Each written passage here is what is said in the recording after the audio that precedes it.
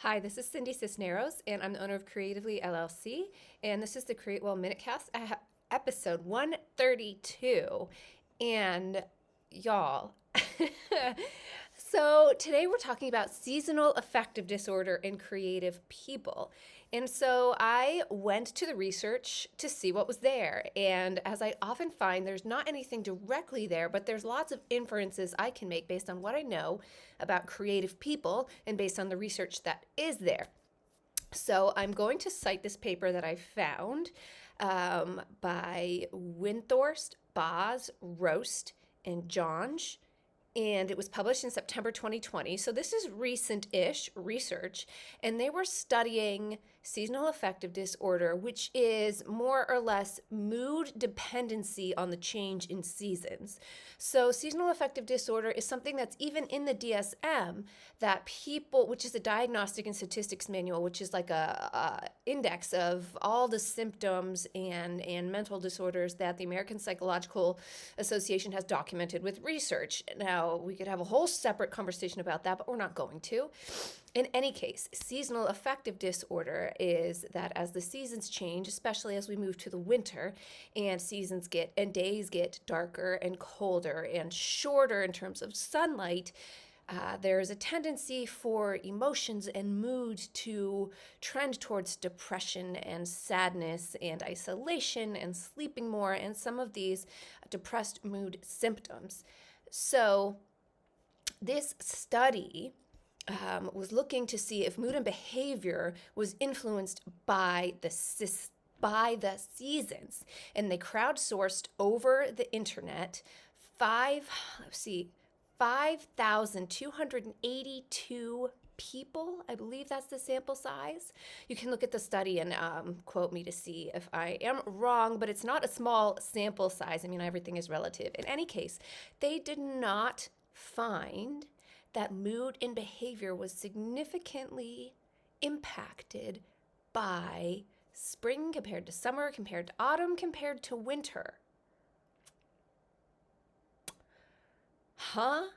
But now this is what I find interesting.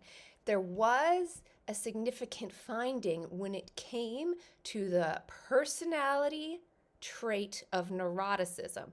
Now, if you're unsure about what neuroticism means, you can kind of comb through some of the other blog posts that I have on my website or even minute casts that I have. It sounds like a scary thing, but it's a personality trait that research has shown is prevalent in creative people. So before you panic and stigmatize it and make associations with it that may not be true, do a little bit of digging as to what neuroticism really is. But for the sake of today, we're going to blanket it as what we've talked about a lot with creative people as powerful emotions. And the significant finding that they found with this personality trait of neuroticism is there was a significant change in influence in mood with those carrying the personality trait of neuroticism, especially in winter.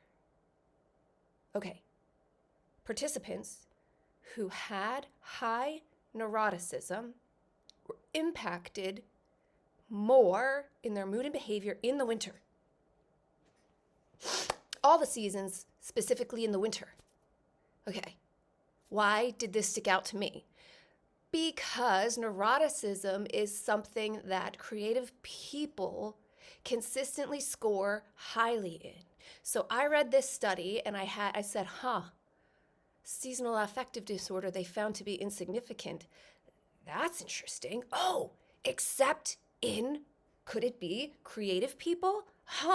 So could it be that if you suffer from seasonal affective disorder, and I'm conjecturing based on this study, it is an indication to you that you have creative personality traits?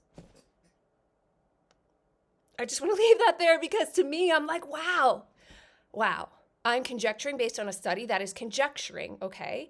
But, however, I think that's a pretty neat thought, and it does track with what we know of HSPs and creative people and high sensory impacts in creative people, to me it tracks. I want to know what you think. I'm going to tag the study here. Give me your feedback. All right. Bye, guys.